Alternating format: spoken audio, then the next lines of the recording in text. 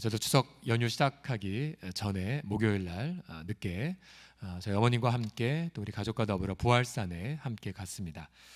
늦은 해질녘에 갔지만 부활산은 너무 아름다웠습니다. 특별히 이 부활산을 위해 우리 많은 선진들이 희생했고 또 기도했고 또 땀 바쳐 흘렸던 그것을 생각하자 얼마나 더 부활산이 더 아름답고 소중하게 느껴졌는지 모릅니다. 오늘 본문 13절을 보시게 되면은 그러므로라고 시작이 됐죠. 우리 그러므로라는 것은 바로 앞에 있는 문장을 받는 것입니다. 근데 우리가 지난주에 내용이 무엇이었습니까? 우리는 너무나 쉽게 신앙생활하고 있지만 그러나 이 신앙생활 하기 이전에 수많은 구약의 선지자들이 피땀 흘려 성경을 기록했고 또 신약의 사도들도 순교하고 또 순전한 마음을 붙잡고 복음을 우리에게 전했고요. 또 2000년 전 일이 너무 멀리 느껴진다면 130여 년 전 수많은 외국의 엘리트 청년들이 한국에 와서 생명의 대가를 지불하며 우리에게 복음을 안겨다 주지 않았습니까?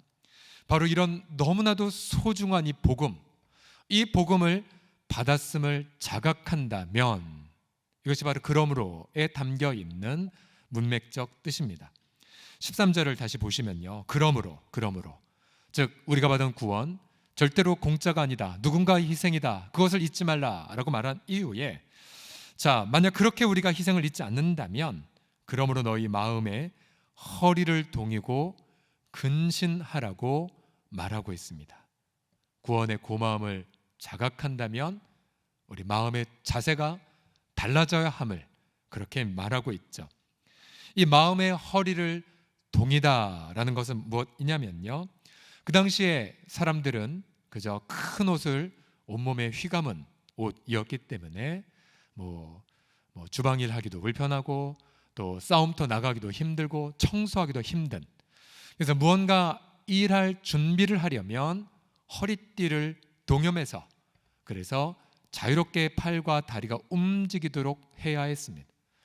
이 마음의 허리를 동이라, 이것은 무엇이냐면 우리가 받은 구원, 이 너무나 황홀한 구원을 자각하고 그리고 너희가 무언가 일할 자세를 갖추라라고 하는 뜻이죠.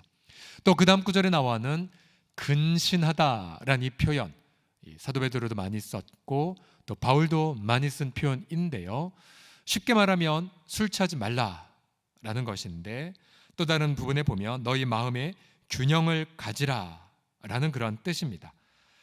예를 들어 베드로전서 4장 7절에 보게 되면 이렇게 동일하게 썼죠. 만물의 마지막에 가까이 왔으니 그러므로 너희는 정신을 차리고 근신해서 기도하라라고 말하고 있고요. 또 5장 8절에 보면 근신하라, 깨어라, 너희 대적 마귀가 우는 사자같이 두루다니며 삼킬차를 찾고 있다라고 경고하고 있습니다. 즉 우리가 받은 이 황홀한 구원을 자각한다면 언제든지 행동할 마음의 준비를 갖추고 어둠의 일에 동참하지 말 것을 말하고 있죠.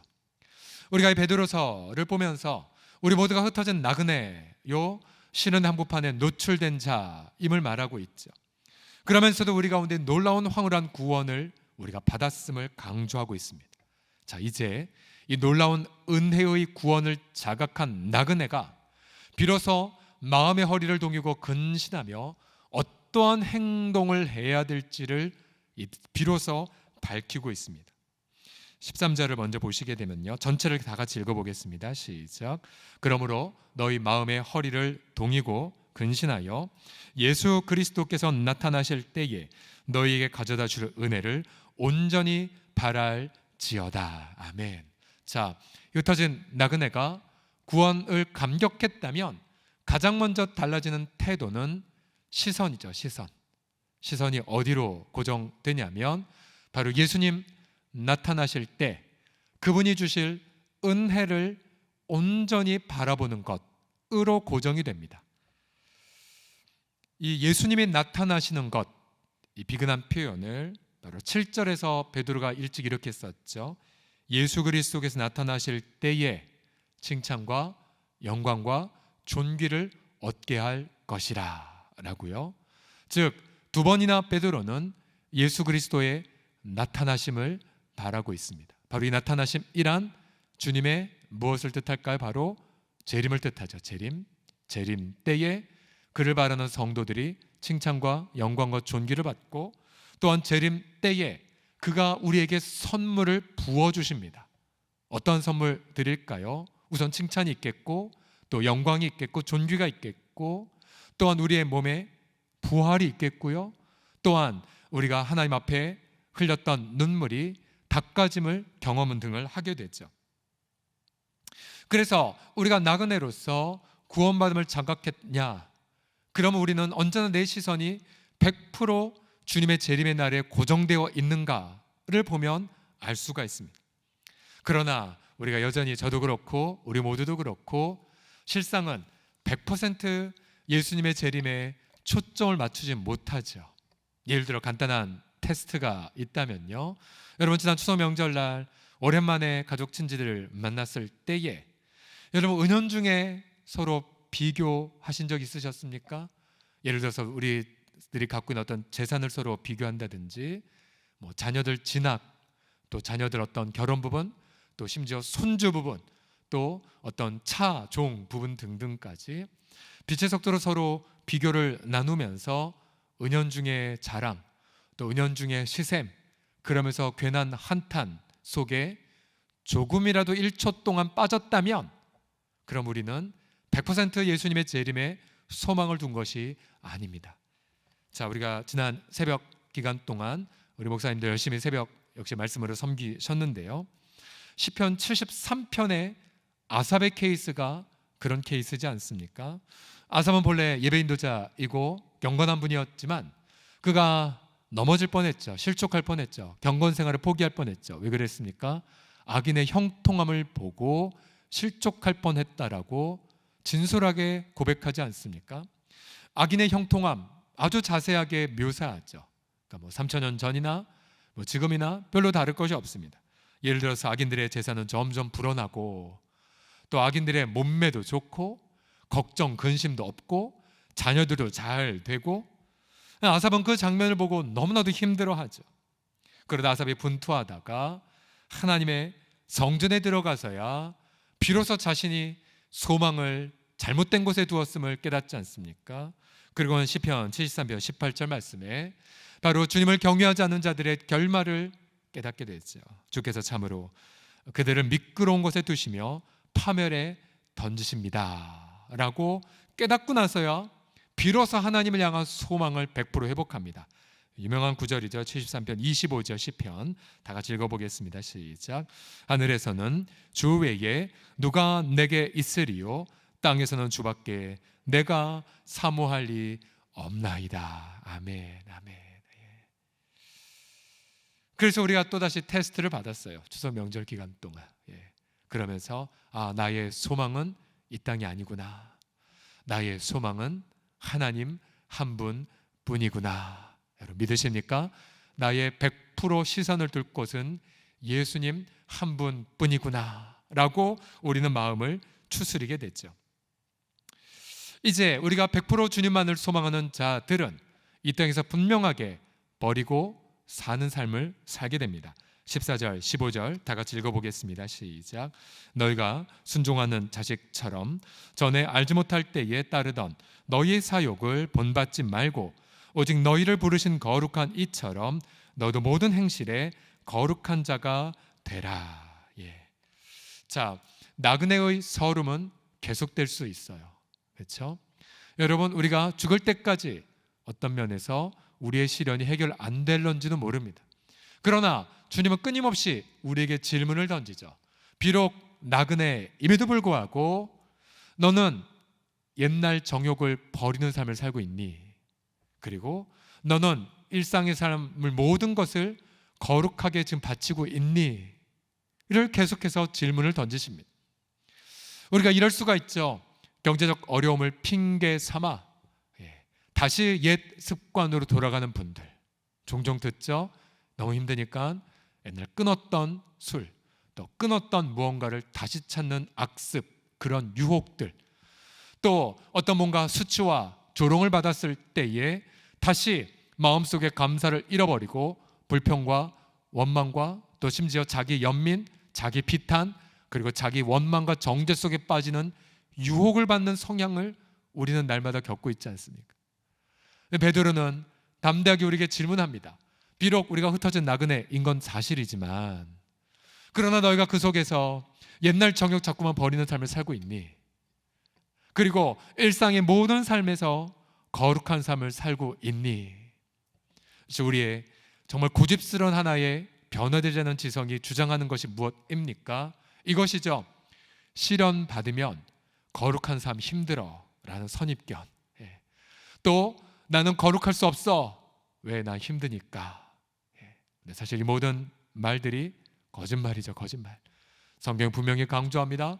너 흩어진 나그네이지만, 그리고 주님 아직 오지 않으셨지만, 너 아직 영광과 칭찬과 존귀받지 못했지만, 너의 눈물의 기도 아직 응답받지 못했지만, 너 범사에 거룩하게 살아갈 수 있단다 라고요. 만약 우리가 이런 말씀에 순종하고 그리고 거룩한 삶을 살게 되면 우리 놀라운 것을 하나 발견합니다. 그것은 무엇입니까? 거룩한 삶을 사는 것이 굉장히 좁은 길인 건 알아요. 굉장히 좁은 길이지만, 그러나 그 좁은 길을 걸으면 걸을수록 우리 마음속에 자유함이 임하고 기쁨이 임하는 것을 경험하게 됩니다. 그렇구나. 우리의 경건 생활은 우리의 재산의 유무와 상관이 없다는 걸 깨닫죠. 여러분, 우리의 순결한 삶은 우리가 응답이 되거나 응답되지 않는 것과 관계가 없음을 깨닫게 됩니다. 그러면서 우리는 점점 더 무엇을 발견하게 됩니까? 우리가 가진 재산이 이 땅의 물질과 명예가 아니라, 또 과거의 어떤 성과나 나의 현재의 사회적 지위가 아니라, 하나님만 100% 나의 소망을 두는 내 마음에 있다는 것을 발견하게 됩니다. 그래서 우리가 자주 고백하는 우리 고린도서의 우리의 가움과 같은 고백이 있죠. 무명하나 유명한 자요, 가난하나 모든 사람을 부욕케 하는 자요. 저는 저와 여러분 모두가 이러한 나그네의 특권의 기쁨을 날마다 누리시기를 그리스도의 이름으로 간절히 축복합니다. 사도 바울도 사실 이러한 유사한 도전을 12장 로마서에서 이렇게 밝혔죠. 너희는 이 세대를 본받지 말고 오직 마음을 새롭게 함으로 변화를 받아 하나님의 선하시고 기뻐하시고 온전한 뜻이 무엇인지 분별하도록 가라. 비슷하죠. 바울의 메시지와 베드로의 메시지를요. 특별히 이 베드로가 사용한 너희가 옛날 알지 못할 때 했던 사욕을 버리라, 본받지 말라, 이 사욕이라는 단어, 한글에 보게 되면 이 사욕이라는 이 단어가 매우 나쁜 이미지로 되어 있지만, 그러나 사욕에 해당하는 히라보 원문은 욕구하다, 원하다라는 뜻입니다. 이 동일한 단어를 예수님이 사용하신 적도 있었고요, 또한 선한 의미로 사용할 때가 있어요. 그런데 이 베드로가 사용한 이 사욕이라는 단어가 무엇이냐면은, 똑같은 욕구는 욕구인데 욕구의 대상이 하나님이 사라질 때, 예를 들어서 내가 가령 어떤 종교적인 도덕적 열의를 갖고 있다고 가정해 보십시오. 내가 내 몸을 바쳐 구제하리라. 여러분, 그 욕구 자체 참 좋은 것이죠. 그러나 만약 그런 욕구에 하나님에 대한 소망이 사라지면 여러분, 그 욕구는 사욕이 돼버립니다. 사욕이 돼버려요. 그래서 우리가 끊임없이 내 시선을 100% 주님께 두고 있는가, 그리고 100% 둔 시선 안에서 드는 모든 마음들의 욕구들을 우리는 점검하고 분별하셔야 됩니다. 베드로가 2장 11절에 보게 되면 이 사욕이란 단어를 이렇게 구체적으로 풀어가죠. 사랑하는 자들아, 거류민과 나그네 같은 너희를 권하노니 영혼을 거슬러 싸우는 육체의 정욕을 제어하라. 또 4장 2절에 보시게 되면 그 후로는 다시 사람의 정욕을 따르지 않고 하나님의 뜻을 따라 육체의 남은 때를 살게 하려 함이라. 하나님의 뜻과 육체의 사람의 정욕 대비되고 있죠.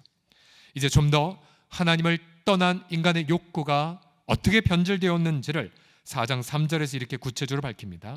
너희가 음란과 정욕과 술 취함과 방탕과 향락과 무법한 우상 숭배를 하여 이방인의 뜻을 따라 행한 것은 지나간 때로 족하도다라고요. 여러분, 만약 나그네로 살고 있지만 여러분 이러한 욕구들을 쫓아 살아간다면 우리는 실패하고 있는 것입니다. 그러나 우리가 비록 나그네로 삶에도 불구하고 계속해서 우리가 거룩한 행실을 추구한다면 여러분은 성공한 인생을 살고 있는 것이죠.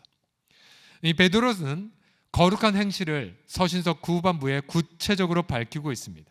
여러분, 보통 거룩이란 이 단어가 하나님의 선한 목적을 위해 구별되었다라는 뜻 아닙니까? 즉, 예를 들어 2장 12절에 가시게 되면 일터에서, 사회 속에서 이렇게 살 것을 주문하죠.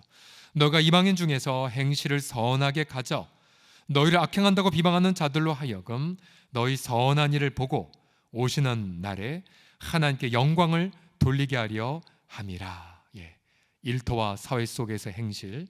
또한 3장에 가게 되면 아내가 이와 같이 자기 남편에게 순종하라. 이동 말씀을 순종하지 않는 자라도 말로 말미암지 않고 그 아내의 행실로 말미암아 구원을 받게 하려 함이니 너희의 두려워하며 정결한 행실을 봄이라고 말하고 있습니다. 자, 일터, 그리고 부부관계, 그리고 사회의 모든 전반적 삶에서의 거룩한 삶을 추구할 것을 베드로가 강조하죠. 여러분, 거룩의 삶은 결코 추상적이지 않습니다. 거룩의 삶은 절대로 예배당 혹은 주일 안에서만 행해지지 않죠. 바로 부부관계에서, 특별히 일터에서 구체적인 모습으로 살아가는 것입니다. 예를 들어서 이거 할 때마다 제가 늘 찔리는데, 운전자가 도로 규칙을 지키는 것 자체가 거룩의 삶이죠. 그렇죠? 또 음식 식당을 운영하시는 분들이 정성을 다해 그리고 좋은 품질로 고객의 영양을 위해 만드는 것 자체가 바로 구별된 삶인 것이죠. 또한 여러분, 스마트폰의 경우도 마찬가지이죠. 여러분, 누군가 이런 말을 했어요. 그 사람이 어떤 사람인지 알고 싶으면 그 사람의 스마트폰을 보라고요. 요즘 스마트폰이 이런 프로그램 있죠. 내가 일주일 동안 앱을 어떤 거를 어떻게 사용했는가가 다 기록에 남아 있습니다. 우리가 우리 아이들에게 스마트폰을 사줄 때에 반드시 부모가 그것을 컨트롤할 수 있도록 아이들이 하루 동안 어떤 프로그램을 뭐 어떻게 썼는지, 아침 최초에 몇 시에 스마트폰을 깨웠고 또 스마트폰의 알림이 언제였는지를 다 볼 수가 있죠. 바로 그 스마트폰이 우리 자신이란 사실이에요. 그럼 시간 식은땀이 납니다. 어떨 때는 성경이나 이걸 보는 앱이 제일 많이 썼다 할지라도 어떨 때는 텔레비전 보는 앱이 제일 많이 사용되기도 하고요. 그렇죠? 또 어떨 때는 정말 주 앞에 기도하는 데에 내 무릎을 써야 되는데 불구하고 여러 가지 SNS, 이런저런 사람들 어떻게 사는지, 때로는 그것을 넘어서 어떤 허영심이나 어떤 자랑, 판단의 근거를 삼기 위해 수많은 많은 앱들을 사용하는 것들을 보게 돼요. 여러분, 그게 바로 우리의 행실 그 자체예요. 결국 여러분, 이러한 모든 부분들에 관하여서 우리 하나님 아버지는 17절에 이러한 경고를 하십니다. 17절을 보시게 되면 외모로 보시지 않고 각 사람의 행위대로 심판하신 이를 너희가 아버지라 부른즉 너희가 나그네로 있을 때를 두려움으로 지내라고요. 두려움. 자, 여기서 두려움이란 이 감정을 보십시오. 두려움이란 무엇입니까? 각 사람의 행위대로 심판하신 이에 대한 올바른 자세가 두려움이죠. 그렇죠? 우리 하나님은 우리의 말로 심판하는 것이 아니고 우리 하나님은 우리의 행함의 대로 심판하시죠. 하나님은 우리의 종교 생활의 근거에 따라 사는 것이, 행동 심판하신 것이 아니라 우리의 일상의 삶의 모든 것의 근거에서 심판하신다고 합니다. 외모로 보시지 않고 우리의 행위대로 심판하시는 분, 바로 그분을 아버지라 감히 부른다면 우리도 두려움의 마음을 가져야 함을 말하고 있습니다. 자, 여기까지가 저와 함께 관찰했던 내용이라면, 자, 본문을 간단하게 통찰과 적용을 한번 세 가지로 보도록 하죠. 자, 나그네의 삶에, 구체적인 삶에 있어서 통찰과 적용, 첫 번째의 결론이 무엇이냐면요, 무엇보다도 나그네는 은혜와 헌신의 삶이 함께 가야 한다는 사실입니다. 함께 따라 하시겠습니다. 은혜와 헌신의 삶. 시작. 은혜와 헌신의 삶. 자, 본문에 이 베드로가 1절부터 13절까지, 지난주 본문까지 내용을 보십시오. 어떻게 살라란 내용 한마디도 안 합니다. 본문의 관점이 무엇이었습니까? 하나님이 너희들을 위해 무엇을 행하셨는지를 보라고 말하죠. 성부 하나님 택하셨고 성자이신 예수님 피 흘리셨고 성령 하나님 너를 지켜주시고 계시다. 예수님 오시되 칭찬과 영광과 존귀를 줄 것이다. 시련 속에서 너희 믿음이 지금 연단되고 있다. 너희가 예수님을 말할 수 없이 기뻐하고 사랑하는구나. 즉 1일 13절까지의 내용이 전부 다 은혜를 말합니다. 은혜가 무엇입니까? 하나님이 우리에게 행하신 것, 은혜. 자, 그러면 베드로가 충분히 은혜를 설명하고 나자 비로소 14절부터 행함을 말하고 있어요. 그렇기 때문에 마음의 정신을 차리고 사역을 본받지 말고 거룩한 삶을 살아. 하나님의 심판을 두려워해 라고 말하고 있습니다. 자, 이러한 패턴, 복음을 먼저 제시하고 그러기 때문에 너희 이렇게 헌신해서 살라, 이러한 패턴, 조금 어려운 말로 복음을 강조한 것을 직설법, 즉 설명하는 것이고요. 그 다음 이렇게 살라라고 말한 것이 명령법입니다. 베드로의 서신서이든 대표적으로 사도 바울의 서신서를 보면 전부 다 직설법, 즉 복음을 먼저 설명하고 선포하고 그 덤으로 너희가 이렇게 헌신해라, 순교하까지 살라라고 강조하고 있죠. 만약에 직설법이 없이 명령법만 가면 이게 무엇입니까? 바로 율법주의죠. 율법주의. 하나님 우리 가운데 행하신 일들은 잊어버린 채 그저 종교적 어떤 동기와 열심으로 너 이렇게 살아, 혹은 사람의 체면 때문에 이렇게 살아, 거룩한 의무감 때문에 살아 라고 말한 것, 율법주의입니다. 여러분, 율법주의는 아무 열매가 없습니다. 또 만약에 이런 직설법만 강조하고 모든 것이 다 좋네요, 알아서 하십시오라고 한다면 이건 뭡니까? 방탕으로 빠지게 되죠. 은혜를 싸구려로 그렇게 전락시키는 것입니다. 여러분, 건강한 여러분 말 선교는 반드시 은혜가 충분하게 제시가 되고 이제 그 은혜에 흠뻑 젖어서 시련 속에서 주님만을 사랑하고 주님만을 내 전부라고 고백한 고백 다음에 어떻게 됩니까? 그러기 때문에 헌신하십시오. 그러기 때문에 순교하십시오. 그러기 때문에 생명을 바치십시오라고 강하게 요구하는 것입니다. 자, 그래서 여러분들, 건강한 나그네는 은혜와 헌신 함께 갑니다. 종종 우리 자신을 점검해 볼 수가 있죠. 만약 우리 내면 속에 어떤 율법에 대한 어떤 율법주의에만 사로잡혀 있다, 자꾸 사람들 체면만, 아니면 기쁨이 하나도 없는 어떤 봉사, 뭔가 냉랭하고 아무런 능력과 어떤 기름 부음이 없고, 그럼 어떤 때예요? 그럼 열심을 부릴 수가 없죠. 그러면 다시 은혜 앞에 나아가 무릎을 꿇고 주님이 행하시는 그 일들을 1절부터 13절까지 충분하게 충전을 먼저 받으셔야 됩니다. 언제까지요? 시련 속에서 예수님만을 사랑하는 고백이 내 마음에 충만할 때까지 충전 받으셔야 돼요. 충전. 제가 명절 지나고 나서 특별히 염려된 게 무엇이냐면, 여러분 대부분 명절날 여러분 제대로 기도생활 못 하시고, 명절날 제대로, 또 때로는 또 분위기가 또 그래서 막 텔레비전 하루 종일 보기도 하고 제대로 기도 못 하시잖아요. 그러면 여러분 그거 아십니까? 성도들이 일상의 삶에서 제대로 기도 못 하고 금요일이나 주일날 모이면 그만큼 예배가 되게 힘들어요. 굉장히 뻑뻑해요. 그래서 더 많이 깨어서 기도하고 도전해야 될 필요성을 많이 느끼게 됩니다. 여러분, 그래서 오늘 심야 기도 때에 여러분 충분하게 여러분 이 기도, 이 은혜를 받으십시오. 하나님, 베드로전서를 생각하면서 하나님, 시련 속에서 시련 이전에 나를 택하심을 찬양합니다. 예수님 피 흘리셔서 순종하는 자로 만들어주시면 찬양합니다. 그래서 계속해서 복음해 주신 은혜들을 감격하는 고백으로 저와 여러분의 영혼을 충만하게 채우십시오. 충만하게 채운 이후에 몸바쳐 함께 헌신합시다. 자, 두 번째로 통찰과 적용, 나그네의 삶에 있어서 두 번째는 무엇이냐면요, 앞서 우리가 17절에 두려움을 뭐라고 정의했습니까? 심판하신 아버지에 대한 올바른 자세라고 말씀드렸죠.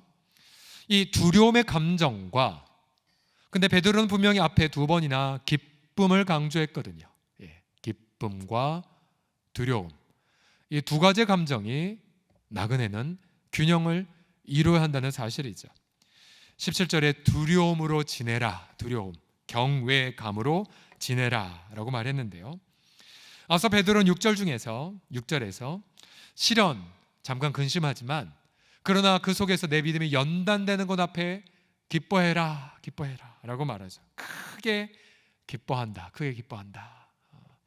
뭐 예를 들어서 우리가 코로나 연단으로 우리 청소년 아이들이 비대면으로 헤매고 있을 때 온라인 우리가 대면 예배를 청소년들이 본당에서 예배드리게 하는 것, 코로나 시절에 잘 없던 거 있지 않습니까?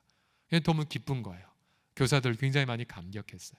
또 이번 주말에도 다시 또 우리 금식하며 또 청소년 대면 예배를 준비합니다.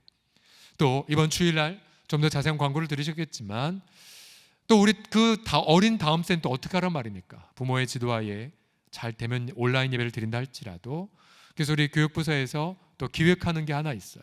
또 본당에서 대면 예배를 가족과 함께 드리는 것을 놓고 지금 기획하고 있습니다. 비록 우리가 시련을 겪고 있지만 오히려 대면, 오히려 가족, 오히려 다음 세대에 대한 더 하나님 행하실 일들을 기대하는 기쁨이 우리 속에 넘침을 감사드립니다. 이 외에 시련 중에 우리가 기뻐할 내용들이 여러분 얼마나 많습니까? 또 베드로는 1장 8절에 보면 시련 중에서 예수님을 보지도 듣지도 못했지만 예수님을 믿고 말할 수 없는 영광스러운 즐거움으로 그분을 기뻐한다고 고백하고 있죠. 기쁨, 즐거움 3번이나 사용돼서 기쁨이랑 연관된 단어. 그러나 그걸로만 끝이 안 났어요. 반드시 심판에 대한 두려움으로 마무리가 됐어요. 그냥 산술적으로 보게 되면 즐거움의 감정 3번, 두려움의 감정 1번, 3대 1 정도의 비율을 볼 수가 있죠. 사도 바울도 기쁨의 서신서 빌립보서, 그가 옥중에 갇혀 있었지만 그 어떤 서신서보다도 기뻐해라 내가 또 말한다 기뻐해라 너희가 내 기쁨이다 기뻐해라 라고 강조했지만 그러나 베드로서 이 빌립보서 한복판에 보게 되면 분명히 이렇게도 말하고 있어요. 빌립보서 2장 12절 다 같이 읽겠습니다. 시작. 두렵고 떨림으로 너희 구원을 이루라고요. 두려운 감정과 떨림의 태도가 함께 강조가 되고 있습니다. 구약으로 가서 시편 2편 마지막 절에 보게 되면 이 두 가지 상반된 감정이 이렇게 표현되어 있죠. 2장 11절입니다. 시편 시작. 여호와를 경외함으로 섬기고 떨며 즐거워할지어다. 즉 하나님이 주신 은혜 때문에 즐거워하지만 정말 내가 은혜 받은 사람처럼 행동하는가 두려워해야 되죠. 그리고 마지막 날 심판하실 하나님, 물론 우리는 정죄의 심판이 아니라 구원의 심판이지만 그러나 나의 언행, 나의 의식 모든 게 심판받을 것을 생각하고 떨리는 마음으로 날마다 살아야 되죠. 여러분 만약 이런 두려운 마음이 사라진다, 그냥 기쁨만 있다고 가정해 보십시오. 여러분 그러면 우리는 쉽게 내 감정에 속아 너무나 빠르게 방탕의 덫에 빠지게 됩니다. 그래서 제가 저희 교회 우리 뒷산에 오르게 되면 우리 교회 되게 좋죠. 우리 교회 뒷산은 혹시 모르신다면 북한산 국립공원이라고 국립공원이 저희 교회 뒷산이고요. 모르셨습니까 혹시? 또 저희 앞에 강이 하나 흐르는데 온갖 새들이 모여 사는 홍제천이라는 리버 홍제가 흐르고 있고 조금만 더 가면은 우리 앞산에 인왕산이라고 서울의 손꼽히는 핫플레이스이죠. 아주 화려한 곳에 우리가 살고 있는데 우리가 북한산에 올라가 보면 구분흥선까지 옛날 집터가 남아 있는 거 아시죠? 우리 그 자락길 가다 보면 여전히 옛날 집터가 남아 있어요. 그럼 그때마다 생각나는 그런 이미지가 있어요. 우리 고 황우천 목사님께서 저 위에까지 집이 있었을 때 신방을 다니셨습니다.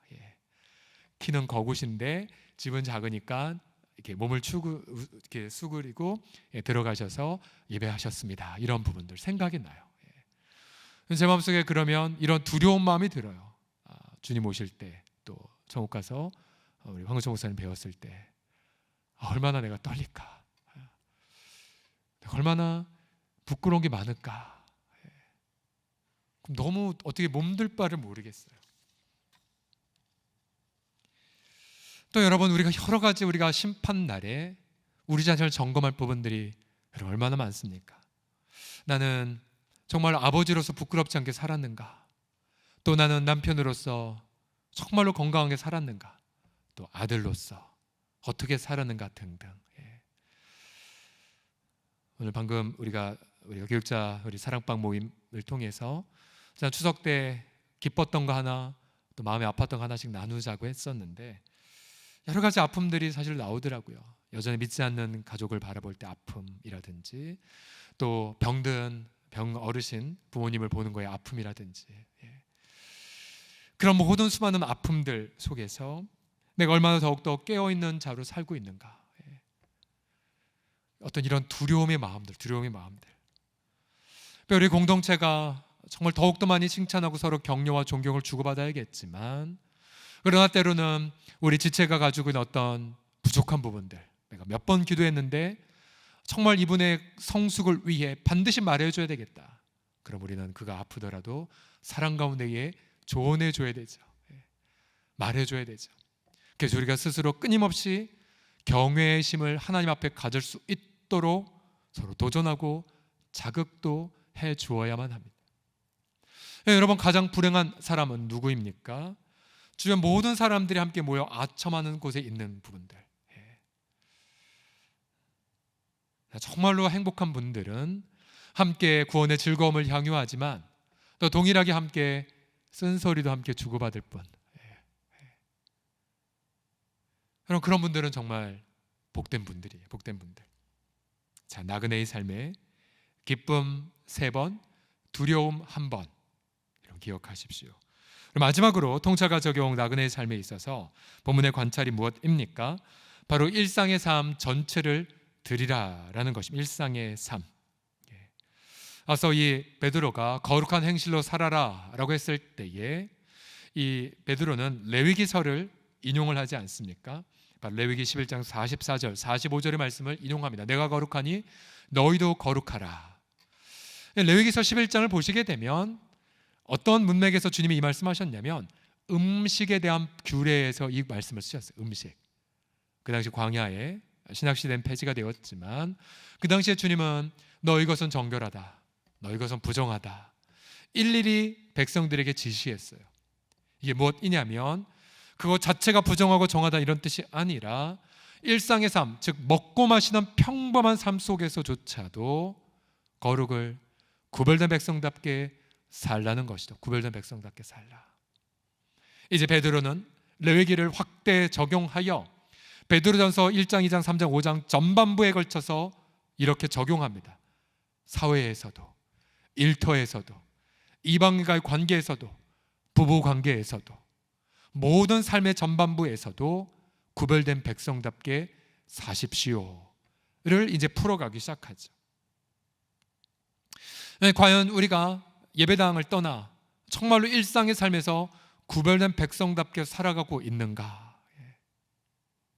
이제 제가 이사 간지 이제 4개월째 흘러가니까 이제 다 아시지 않습니까? 아시잖아요. 그러니까 엘리베이터 탔을 때에 나는 정말로 구별된 주민으로 살고 있는가? 여러 가지 생각들을 교체하게 돼요. 길 가다가 저는 잘 모르겠는데 저에게 인사하는 분들 보면 내가 정말 제대로 이 사회 속에 살고 있는가를 스스로 자문하게 되죠. 우리의 모든 부분이 감출 수가 없이 전부 다 노출되어 있기 때문이죠. 과연 저와 여러분이 정말로 하나님 앞에 구별된 삶을 살고 있는가? 이게 본문을 통한 나그네의 삶의 적용입니다. 우리가 앞서 이 나그네, 흩어진 나그네라고 하였는데요. 이제 사랑방이 개강되면서 이제 제가 정말 사모하는 시간이 다시 돌아왔어요. 여러분들은 예배와 설교를 통해 은혜를 받으시겠지만 저는 우리 사랑방 마을장들과 사랑방 섬김이들의 보고서를 받고 설교 시간에 받는 은혜들을 경험하거든요. 근데 그 중에 한 지체가 보고서를 이렇게 내셨어요. 그러니까 해처 모여하기 직전에 개편하기 전에 마지막 사랑방 모임을 하셨고, 그 다음 이제 개편 이후에 어떻게 사랑방 모임이 이제 기대가 되긴 하는데 이러한 표현을 쓰셨더라고요. 이 보고서를 보니까 섬김이로서 한 영혼 양육에 힘써야 하는 자리에서 오히려 나 자신이 공동체 안에서 성장해가는 양육의 과정이었고 부족한 대로 그 안에서 은혜가 되고 성숙되어 간다는 변화를 보게 되었음을 고백합니다. 우리가 사랑방 섬김이들의 기대하는 정확한 것을 고백을 하셨어요. 본인의 성숙. 근데 그 다음 보시면요, 그러나 근래는 친밀도가 높다 보니 안일함에 빠져 교만의 머리를 들려고 할 때, 그렇죠. 네, 사랑방 개편이란 큰 과제를 통하여 긴장감과 새로 적응해 나아가야 할 두려움을 갖게 하시는 주님의 뜻과 계획에 나 자신의 칭찬보다도 채찍이 명약이 될 수 있음을 돌아보는 시간이었습니다 라고요. 감탄했어요. 아, 그렇구나. 또 다른 나그네의 삶. 그러나 그 속에서 더욱더 경성케 하신 하나님의 은혜를 발견한 그 깨달음을 감사로 고백에 담고 있었습니다. 그러면서 이렇게 사랑방 지체들을 축복을 했어요. 우리 사랑방 식구들 모두 새로운 사랑방에서 나눔을 통하여 더욱 성장하고 변화되어 예수님 닮아가는 제자로 거듭나기를 원하오며, 사랑방 안에선 헤어지지만 주 안에서는 평생 함께할 지체임을 잊지 않고 살아가길 원합니다. 우리 사랑방 식구들과 함께 해온 시간, 여기까지 인도하여 주신 은혜에 감사드립니다 라고 적었어요. 이게 베드로서가 그리는 흩어진 나그네이지만, 그러나 정말로 경건과 거룩을 추구하는 좋은 모델을 이 보고서를 통해 보고 제 마음이 얼마나 큰 격려를 받았는지 모릅니다. 우리 사랑하는 성도들이요, 우리는 계속해서 나그네의 삶을 살아갈 것입니다. 주님 오실 때까지 이 땅에 우리의 소망은 존재할 수 없습니다. 그러나 우리 저와 여러분 모두가 일상의 삶에서 거룩을 추구하고 날마다 하나님 한 분에게만 소망을 품고 나아가게 될 때, 우리의 가장 큰 기쁨의 소식이 무엇이겠습니까? 당신의 모습에 주님이 보입니다라는 소식, 당신의 삶 속에 주님의 손길이 보인다는 그 소식, 저와 여러분 모두가 그런 나그네의 삶, 거룩의 삶을 더욱더 걸어가는 올 한 해가 되시기를 그리스도의 이름으로 간절히 축복합니다. 기도합시다. 하나님 아버지, 하나님의 은혜 안에서 걸어온 나그네의 길, 주님 2021년 9월 이제 추석 연휴를 보내고 이제 아버지 하나님 2021년 이제 마무리로 들어가고 있나이다. 지나온 모든 세월 모두가 은혜의 발걸음이며 아버지 하나님이여 앞으로 나아갈 걸음 여전히 주님의 은혜의 발걸음이 될 것을 믿나이다. 아버지, 이 시간 우리 주 앞에 나아가 하나님이 우리 가운데 십자가를 통해 행하실 그 일들 앞에 경배를 드리면서 아버지 하나님 고개를 숙이나이다. 우리 마음을 낮추나이다. 우리 마음의 옷을 찢나이다. 우리 마음을 부복하나이다. 겸손한 자 되어 다시 십자가의 은혜로 충전받고 다시 아버지 하나님의 거룩의 삶을 살아가는 우리 모두 되게 하여 주옵소서. 예수 그리스도의 이름으로 기도드립니다.